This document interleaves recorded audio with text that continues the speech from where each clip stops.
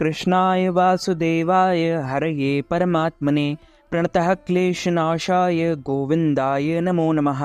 वसुदेवं सुतं देवं कंसचारूणमर्दनं देवकी परमानंदम कृष्णं वंदे जगद्गुरु। आपको और आपके पूरे परिवार को भगवान श्री कृष्ण के कृष्ण जन्माष्टमी की हार्दिक शुभकामनाएं एवं बधाइयाँ। भगवान श्री लक्ष्मी नारायण जी का और भगवान श्री कृष्णचंद्र जी का आशीर्वाद आप सभी के ऊपर सदैव बना रहे। कृष्ण जन्माष्टमी के दिन मथुरा नगरी में असुर कंस के कारागृह में देवकी की 8वीं संतान के रूप में भगवान श्री कृष्ण ने जन्म लिया था। भगवान श्री कृष्ण को विष्णु जी का अवतार माना जाता है। मान्यताओं के अनुसार हर साल भाद्रपद माह के कृष्ण पक्ष की अष्टमी यानी जन्माष्टमी पर भगवान श्री कृष्ण के बाल स्वरूप की पूजा करने पर हर दुख दोष दरिद्रता दूर होती है। श्री कृष्ण जन्माष्टमी 26 अगस्त 2024 को मनाई जाएगी। इस दिन घरों में झांकियां भी सजाई जाती है, भजन कीर्तन किए जाते हैं। कृष्ण भक्त हर व्रत का पूरी श्रद्धा के साथ पालन करते हैं।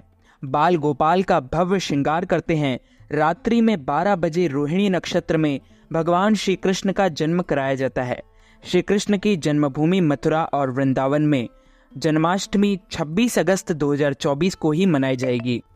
यहाँ जन्माष्टमी की रौनक बहुत खास होती है। बांके बिहारी के दर्शन के लिए भक्तों की भीड़ लगी रहती है। जन्माष्टमी के दिन कान्हा की पूजा के अलावा व्रत रखने का भी विधान है। जन्माष्टमी व्रत में एक दिन पहले सप्तमी तिथि से ही तामसिक चीजों का और तामसिक भोजन जैसे लहसुन, प्याज, बैंगन, मूली आदि का त्याग कर देना चाहिए और सात्विक भोजन करने के बाद ब्रह्मचर्य व्रत का पालन करना चाहिए। जन्माष्टमी के दिन ब्रह्म मुहूर्त में उठकर सुबह स्नान व ध्यान से निवृत्त होकर स्वच्छ वस्त्र धारण करें। फलाहार या जलाहार व्रत का संकल्प धारण करें। दिन भर भगवान श्री कृष्ण की भक्ति में लीन रहें और रात में 12 बजे भगवान श्री कृष्ण का जन्मोत्सव मनाएं। उन्हें भोग लगाएं। अगले दिन व्रत का पारणा करें। जन्माष्टमी पर भगवान श्री कृष्ण की पूजा के लिए आप 2 मंत्रों का उपयोग कर सकते हैं। यह मंत्र चमत्कारिक है और भगवान श्री कृष्ण को अति प्रिय है। ओम नमो भगवते वासुदेवाय नमः।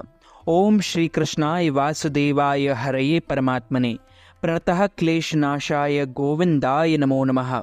वसुदेवं सुतं देवं कंसचारूणमर्दनं देवकी परमानंदम कृष्णं वंदे जगद्गुरु। भगवान लड्डू गोपाल को माखन मिश्री का भोग बहुत पसंद है। इस वजह से जन्माष्टमी वाले दिन बाल श्री कृष्ण को माखन मिश्री का भोग लगाएं। इसके अलावा आप केसर वाला घेवर, पेड़ा, मखने की खीर, रबड़ी, मोहन थाल और मोहन भोग, रसगुल्ला, लड्डू आदि का भोग लगा सकते हैं। इस दिन भगवान श्री कृष्ण का जन्म हुआ था। इस वजह से जन्माष्टमी का महत्व और भी बढ़ जाता है। इसके अलावा निसंतान दंपतियों के लिए जन्माष्टमी का पर्व काफी महत्वपूर्ण होता है। कहा जाता है कि जो लोग संतानहीन होते हैं उनको जन्माष्टमी का व्रत रखकर लड्डू गोपाल की पूजा अर्चना करनी चाहिए। उनकी कृपा से उस व्यक्ति को संतान सुख की प्राप्ति होती है।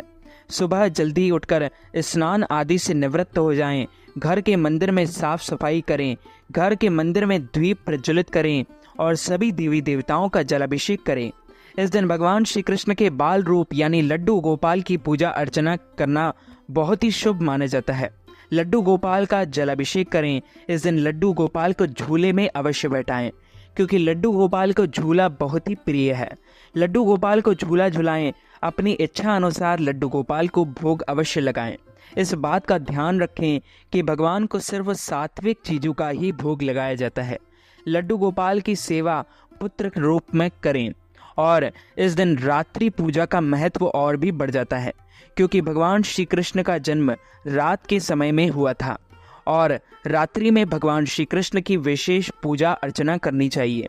लड्डू गोपाल को झूला झुलाते हुए उनकी आरती अवश्य करें। इस दिन अधिक से अधिक लड्डू गोपाल का ध्यान करें और भगवान श्री कृष्ण का अधिक से अधिक सेवा करें। भगवान श्री कृष्ण जन्माष्टमी का बहुत ही अधिक महत्व हमारे हिंदू धर्म और सनातन धर्म में मनाया जाता है। इस दिन विधि विधान से भगवान श्री कृष्ण की पूजा अर्चना करने से सभी ग्रह दोष दूर होते हैं और सभी मनोकामनाएं पूरी होती है। इस दिन पूजा अर्चना करने से निसंतान को संतान की प्राप्ति होती है। कृष्ण जन्माष्टमी की जो पूजा सामग्री होती है उसमें आपको खीरा, दही, शहद, दूध, एक चौकी, पीला साफ कपड़ा, पंचामृत, बाल कृष्ण की मूर्ति, जल, दीपक, घी, बाती, धूप बत्ती, गोकुलाष्टक, चंदन, अक्षत, माखन, मिश्री, भोग सामग्री, तुलसी का पत्ता सामग्री लिस्ट में शामिल कर सकते हैं। और आज हम आप सभी को भगवान श्री कृष्ण के जन्म की एक प्राचीन कथा सुनाने जा रहे हैं। इस कथा को आप अंत तक जरूर सुनिएगा और अधिक से अधिक लोगों को शेयर भी कीजिएगा। द्वापर युग में भोजवंशी राजा उग्रसेन मथुरा में राज्य करता था। उसके आतताई पुत्र कंस ने उसे गद्दी से उतार दिया और स्वयं मथुरा का राजा बन बैठा। कंस की एक बहन देवकी थी जिसका विवाह वासुदेव नामक यदुवंशी सरदार से हुआ था।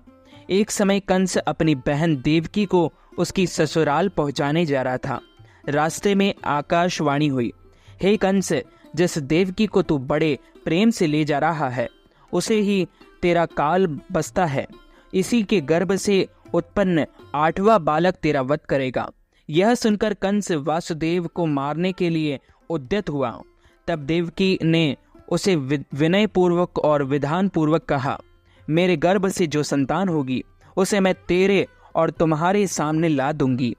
बहनोई को मारने से क्या लाभ है। कंस ने देवकी की बात मान ली और मथुरा वापस चला गया। उसने वासुदेव को देवकी को कारागृह में डाल दिया और वासुदेव देवकी के एक एक करके 7 बच्चे हुए और 7 को जन्म लेते ही कंस ने मार डाला। अब 8वां बच्चा होने वाला था। कारागार में उन पर कड़े पहरे बैठा दिए गए थे। उसी समय नंद की पत्नी यशोदा को भी बच्चा होने वाला था। उन्होंने वासुदेव देवकी के दुखी जीवन को देख 8वें बच्चे की रक्षा का उपाय रचा। जिस समय वासुदेव देवकी को पुत्र पैदा हुआ उसी समय संयोगवश यशोदा के गर्भ से भी एक कन्या का जन्म हुआ था, जो और कुछ नहीं और कोई नहीं, सिर्फ माया थी। जैसे कोठरी में देवकी वासुदेव कैद थे, उसमें अचानक प्रकाश हुआ और उनके सामने शंख, चक्र, गदा, पद्म धारण किए हुए चतुर्भुज भगवान प्रकट हुए और दोनों भगवान के चरणों में गिर पड़े।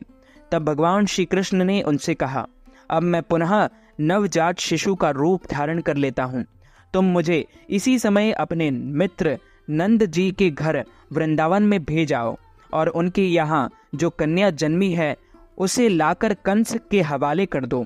इस समय वातावरण अनुकूल नहीं है और फिर भी तुम चिंता न करो, जागते हुए पहरेदार सो जाएंगे, कारागृह के फाटक अपने आप खुल जाएंगे और उफनती अथा यमुना जी तुमको पार जाने का मार्ग दे देगी।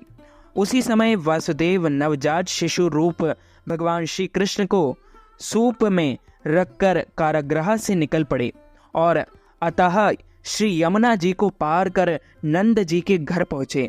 वहाँ उन्होंने नवजात शिशु को यशोदा मैया के साथ खुला दिया और सुला दिया और कन्या को लेकर मथुरा आ गए। कारागृह में फाटक पूर्वतः बंद हो गए। अब कंस को सूचना मिली कि वासुदेव देवकी को बच्चा पैदा हुआ है।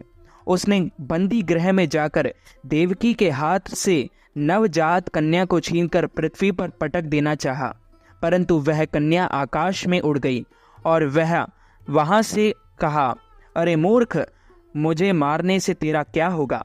तुझे मारने वाला तो वृंदावन में जा पहुंचा है। वह जल्द ही तुझे तेरे पापों का दंड देगा। इस प्रकार श्री कृष्ण का जन्म हुआ।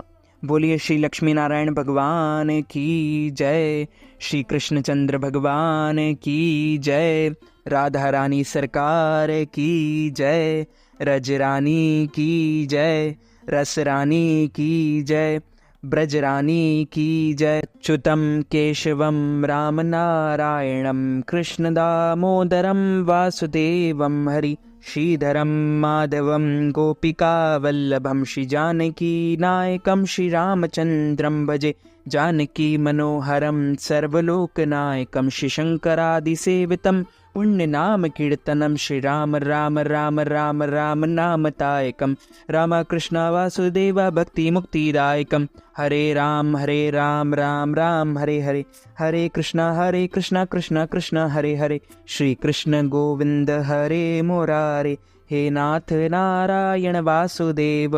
तो मित्रों, यदि आप सभी हमें श्री कृष्ण जन्माष्टमी के निमित्त ब्राह्मणों को फलाहार करवाना चाहते हैं या अन्नदान, वस्त्रदान, गौदान, तिलदान अथवा पारणा के निमित्त कोई भी नगद राशि, धनराशि हमें प्रदान करना चाहते हैं, तो आप हमारे गूगल पे, फोन पे, पेटीएम या अकाउंट नंबर के माध्यम से नगद राशि, धनराशि प्रदान करके श्री कृष्ण जन्माष्टमी का संपूर्ण पुण्य लाभ प्राप्त कर सकते हैं। इस वीडियो को आप ज़्यादा से ज़्यादा लोगों तक शेयर कीजिएगा, लाइक कीजिएगा, कमेंट कीजिएगा और सब्सक्राइब करके बेल आइकन को भी ऑन कर लीजिए। ऐसे ही नए नए वीडियोस देखने के लिए आप सभी को सादर जय श्री कृष्ण, सादर धन्यवाद।